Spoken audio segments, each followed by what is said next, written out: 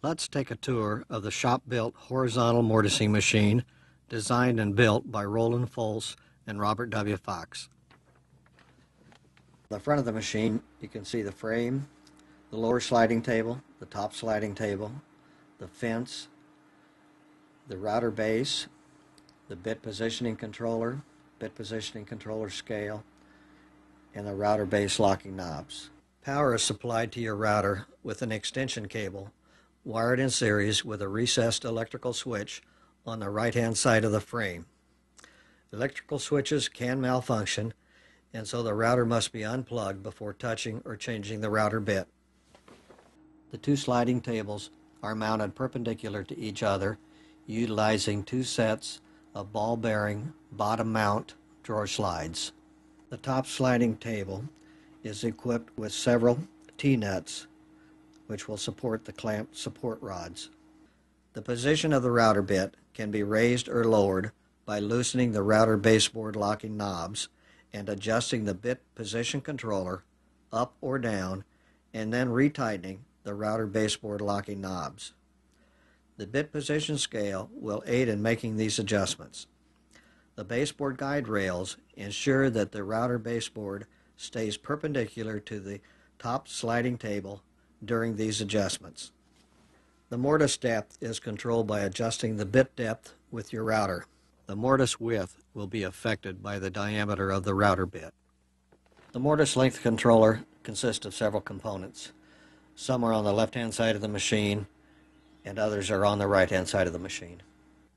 The first components of the mortise length controller is a sandwiched assembly consisting of the left stop adjuster containing a long slot, the right stop adjuster, which lies beneath the left stop adjuster, and a locking knob whose screw passes through the slot in the left stop adjuster into a T-nut embedded in the lower right stop adjuster. This locking knob secures this assembly together so that it can act as one unit to be moved within the frame for centering the mortise with the table. The left stop adjuster limits the amount of table travel to the left when the stud mounted in the lower table comes in contact with the end of the slot in the left stop adjuster. The right stop adjuster operates similar to the left, limiting the amount of table movement to the right when the right table stop comes in contact with the right stop mounted on the right stop adjuster. When the left and right stop adjusters are set that there is no table movement either to the left or to the right, the mortise length will still be equal to the router bit diameter. The mortise length is equal to the amount of table movement plus the diameter of the router bit. As an example, say we want to cut a 1 1/2 inch mortise in a piece of wood using a 3/8 inch router bit. 1 1/2 inch minus 3/8 of an inch equals 1 1/8 inch table movement that is required to make this cut. However, with this machine, it is not necessary to do these calculations. Setting up the length of a mortise is a simple matter. For this example, we will set up the machine to cut a 1 1/2 inch long mortise using a 3/8 inch router bit. First, we will loosen the locking knob, securing the left and right stop adjusters together. Then we will adjust the left and right stop adjusters so that the 1 1/2 inch mark on the left stop adjuster is directly over the 3/8 inch mark. After the mortise length has been set on the mortise length controller and the locking knob secure, this assembly is then used as one component for the table centering controller. The second component for the table centering controller is the table centering controller locking knob. This locking knob must be turned counterclockwise to release the pressure on the mortise length controller. In this example, we are cutting a 2 inch long mortise using a 3/8 inch router bit. So we set up the length of the mortise cut, which is 2 inches, under the edge of the frame, at which time you turn the table centering controller locking knob clockwise to lock the assembly into place. When we put our piece centered on the top table, we can rest assured that our mortise will be in the center of the workpiece. The two-position fence can be mounted in two different ways, either parallel to the router base or perpendicular to the router base, secured with a clamp support rod in the wide flange wing nut. The adjustable workpiece stop can be docked in its parking area when not needed.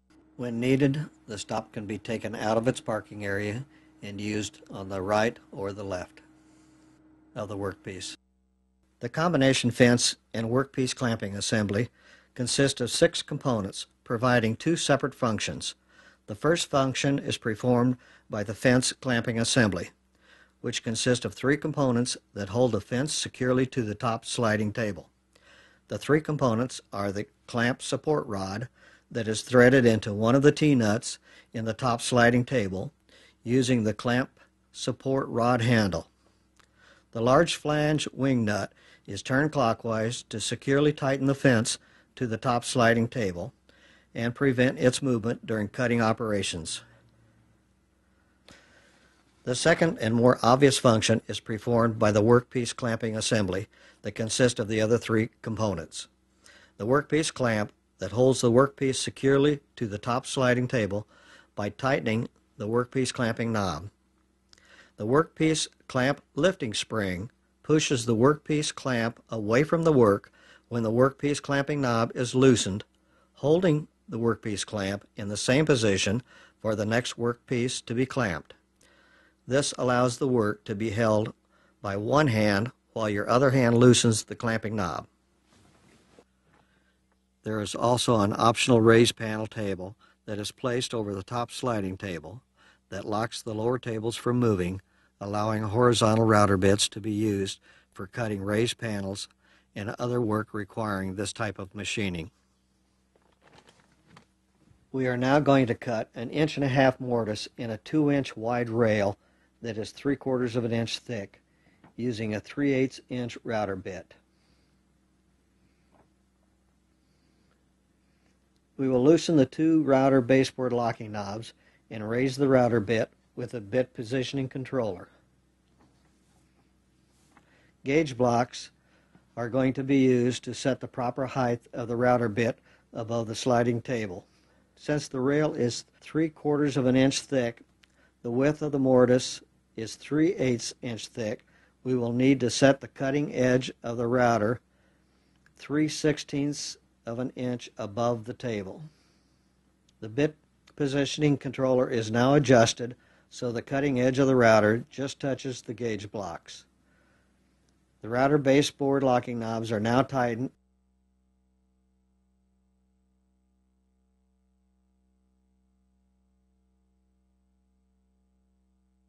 and the router power cord is plugged into the extension cord of the machine. The right-hand side of the fence is now positioned to the 1-inch mark on the left of center on the workpiece centering scale at the front side of the top sliding table. This is 1/2 of the width of the rail. The large flange nuts are now tightened to prevent the fence and rail movement during the machining of the mortise. The rail is now placed on the table against the fence with the far edge of the rail flush with the far edge of the fence.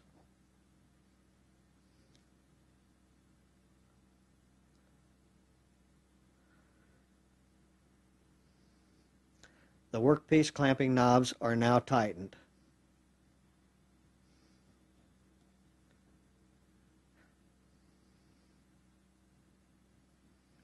It's a good idea to slide the table to the left and then to the right to see if the mortise will be cut in the proper location in the rail.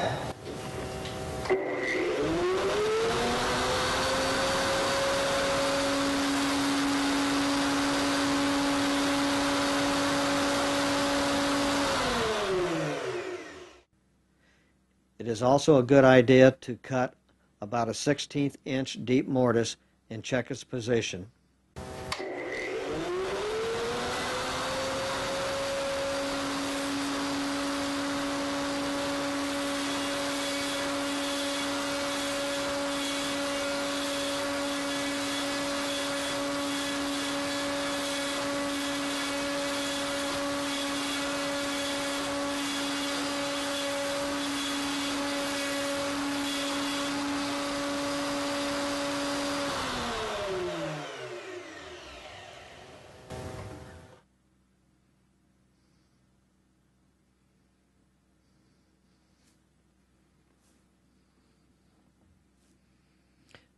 Make sure the router bit comes to a complete stop before removing the workpiece.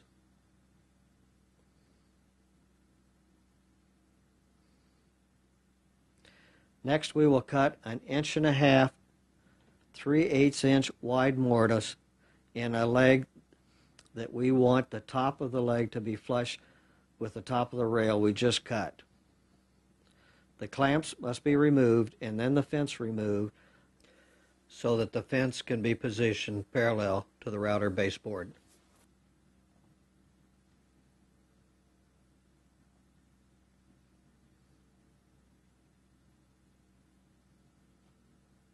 Again, we will unplug the router power cable from the extension cord. Then we repeat the process of loosening the router baseboard locking knots, adjusting the bit to the proper height above the table, which in this case is 9/16 inch to the center of the rail in the leg. The router baseboard locking knobs are then tightened and the fence installed.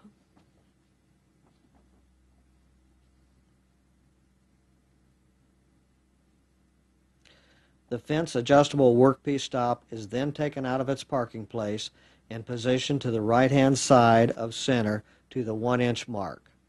Note that we again are using the same half dimension of the rail.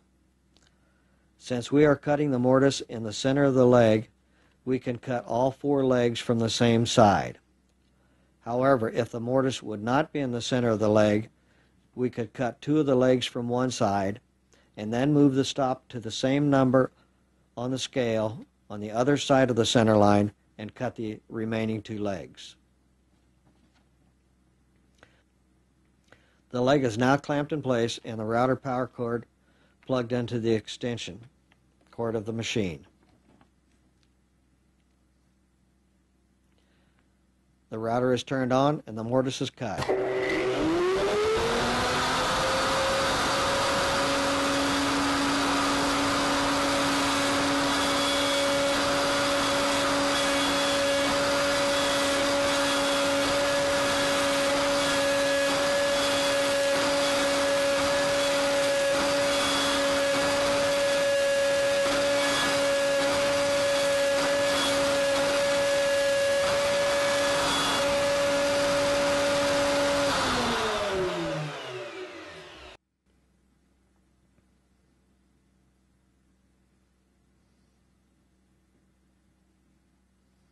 Notice how the clamps stay in position when the knobs are loosened.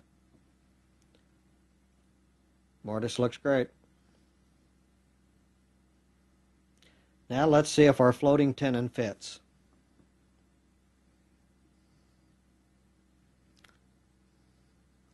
Looks great. This method of making mortise and tenon joints produces a clean mortise and tight-fitting joint without any gaps on the side of the rail that is common with conventional tenons cut directly on the rails. There are fewer chances of the rails being of different lengths after the tenons are cut on the rails. This simple setup and ease of changing from one part to the next part makes this machine a must for any woodworking shop doing quality work.